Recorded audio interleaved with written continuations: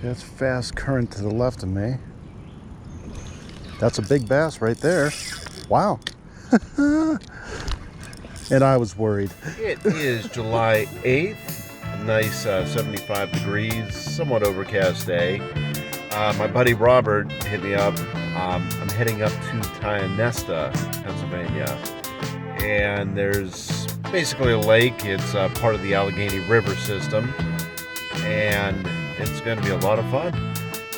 My name's Jake Werkmeister, and I love fishing.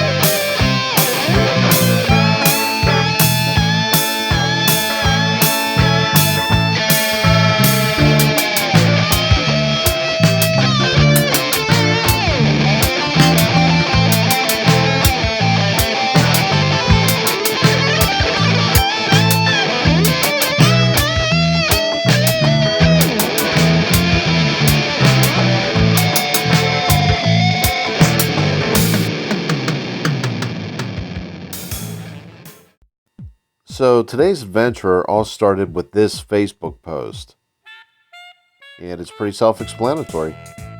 My friend Robert had actually commented on the post, so I hit him up privately asking if he knew exactly where this was, and as it turns out, it was about a mile and a half away from where he currently lives. So he invited me up, and how could I resist a spot like this? And my compliments to Frank here.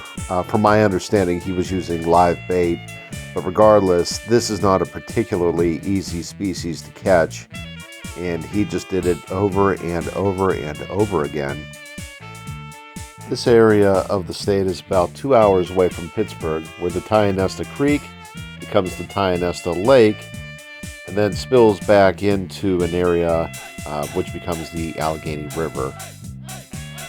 This is an odd case where the tributary is actually named after the main river it's pouring into. This may have something to do with the Allegheny River backwashing into the tributary area too. Like I said, it's pretty uncommon. While pike and musky are fairly uncommon in the Pittsburgh area of the Allegheny River, they are common from Loch 9 upwards to the reservoir. So if you're ever looking to find a spot for musky and pike, start above Loch 9. What I mean to say is, stay out of this area. I found it first. It's my spot. Mine. Get out of here. Don't even think about fishing.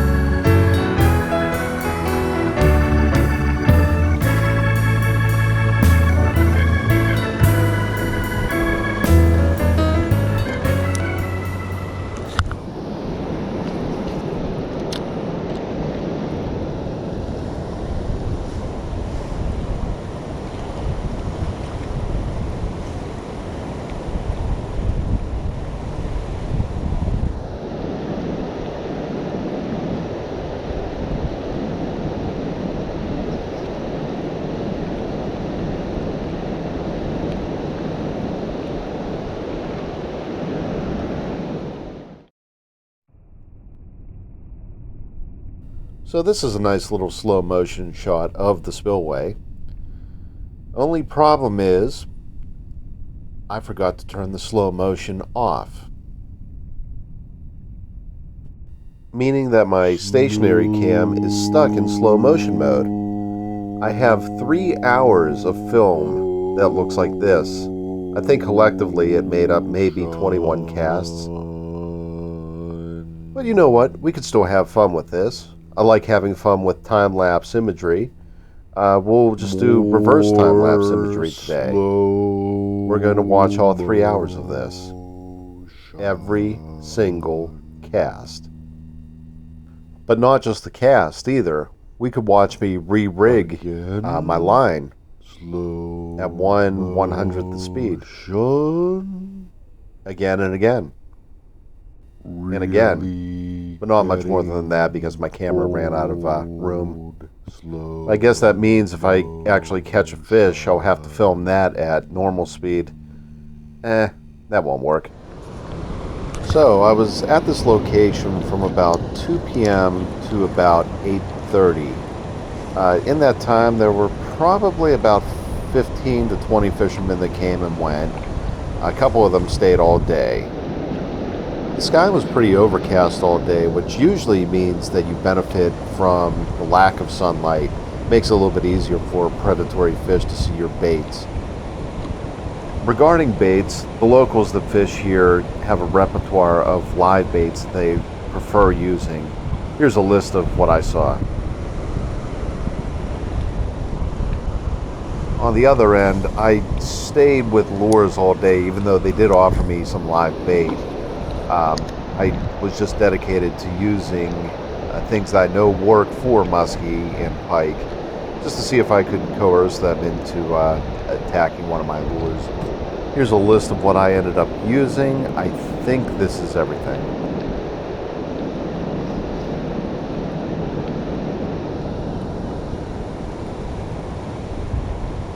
And right above each bait, I'm using an Eagle Claw 20-pound nylon and steel leader.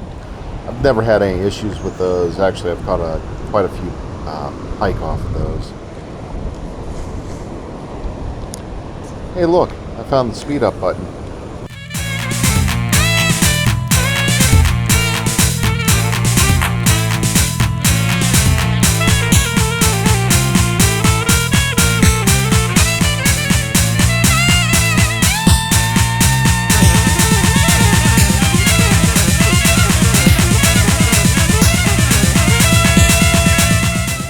My favorite rig So here. after a few hours of casting and watching all the other fishermen get no more than a nibble, I decided to send my GoPro down into the drink to see what was going on.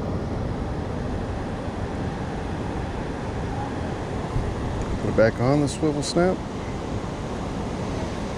And connect the other swivel snap to it.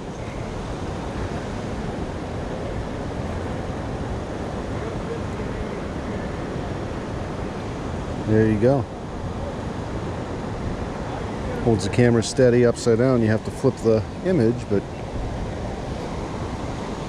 actually this little black 5 black, it flips it for me. Thank you, GoPro.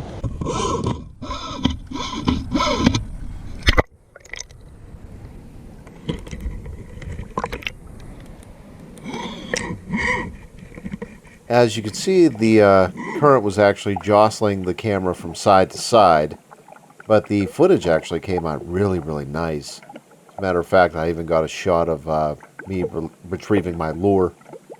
There it goes. After a few minutes, I repositioned the camera again, just off to the corner here, and as soon as I drop this down, you'll see what was just hiding right under my feet. And there it is. That is a muskie. And don't take my word for it just from this blurry shot. We'll see some more footage in a second to prove it. But this shot best represented how close these fish actually were to me.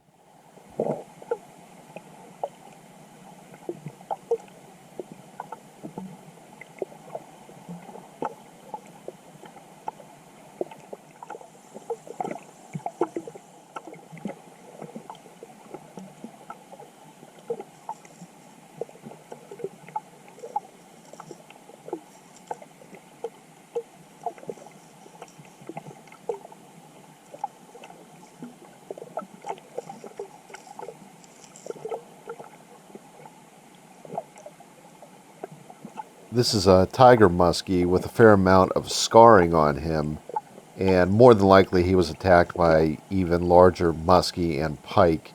I'd estimate this one to be probably about 4 to 5 pounds. So altogether I have about 40 minutes of imagery, basically of fish just coming by this camera.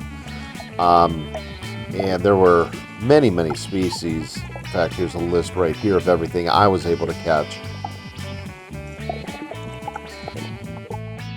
So I'm going to put that footage in the link in the description for this video. We're going to call this the B-roll. And I'll do this in the future, in which I'm sending a camera into obscure places like this, just to watch the fish ecosystems at work, because it is very educational. Get a better idea of where the strike zones are and how the fish behave.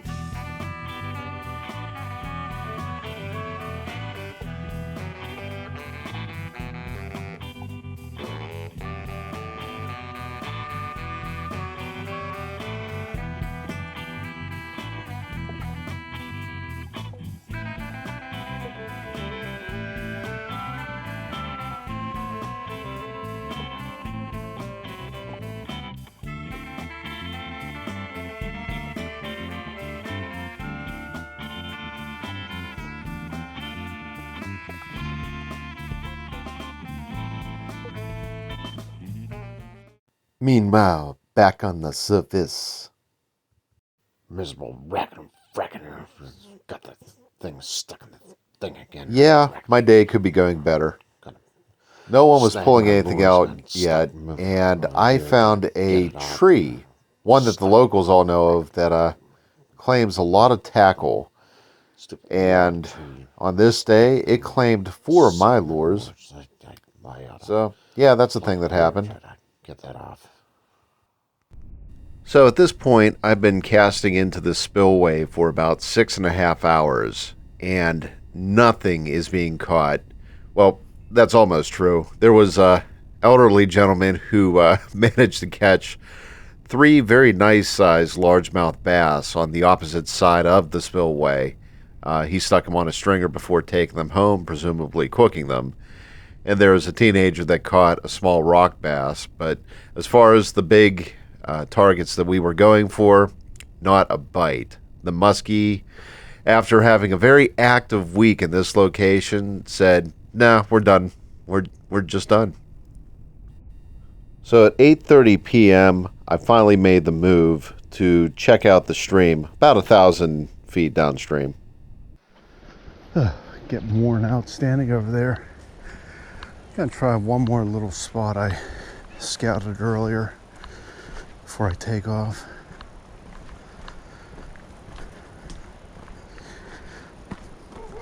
Definitely musky in there.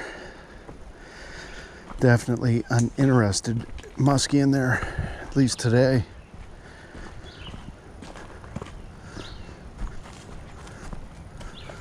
You'll have that.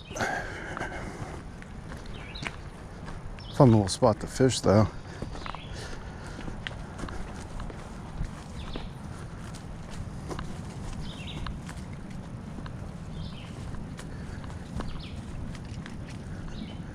Nothing else I could say that I annoyed the living hell out of a muskie today.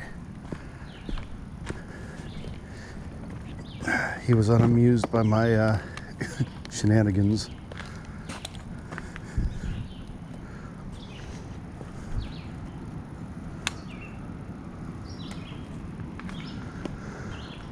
Okay, I guess I won't need a leader.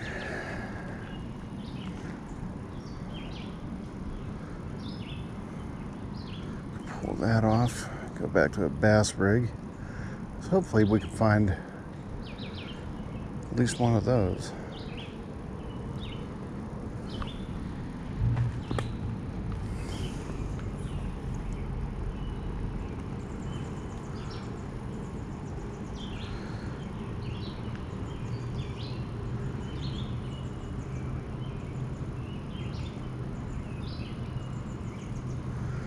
Okay.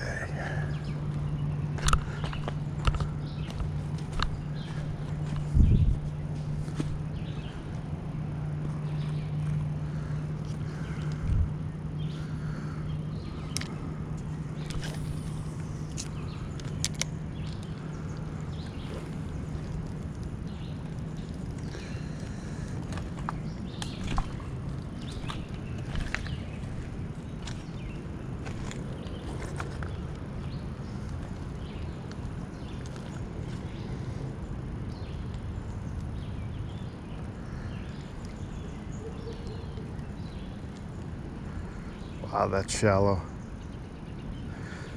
That is more shallow than the length of this lure.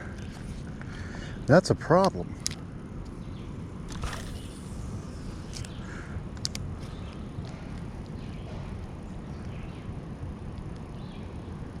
See, that's fast current to the left of me.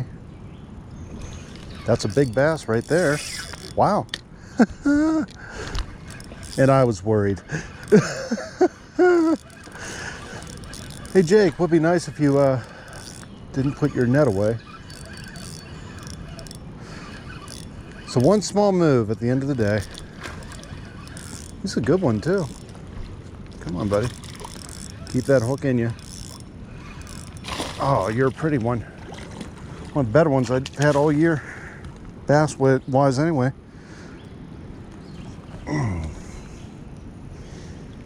Oh, okay. Nice smallie. Nice smallie. He's hooked nice and good too. Ah. Oh. Yes, this was why I came down.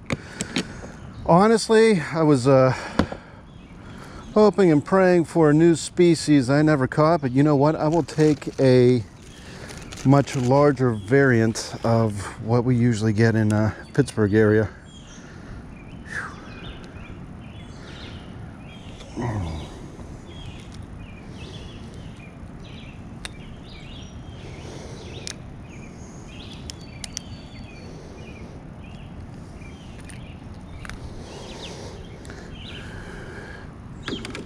That's yeah, that's easily my had a damage to his gill there on the outer side. Actually got my pinky. Actually, that protruding bone managed to stab my pinky pretty good. So after that and this, Whoa! Hope nobody saw that there. I decided to get one of these. Just a simple first aid kit, basic ointments, and bandages. Now it's in my backpack with my tackle. And with fishing, it's a good idea to keep one of these around because it's not a matter of if you're going to need it, it's going to be a matter of when. Now back to the slow motion shot. Big bass slow motion.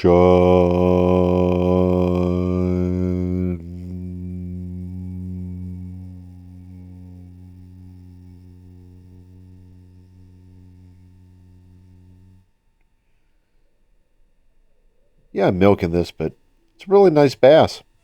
So I was talking to the guys up at the top of the spillway, and they were saying it was a odd day too.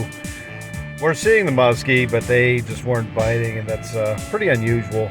I figured with the cloud cover that we'd be at least seeing something, but wasn't to be the case. But at least the smallies were biting. So yeah, first time up here, I'll definitely be back to this end of the Allegheny. And until next time, keep on fishing.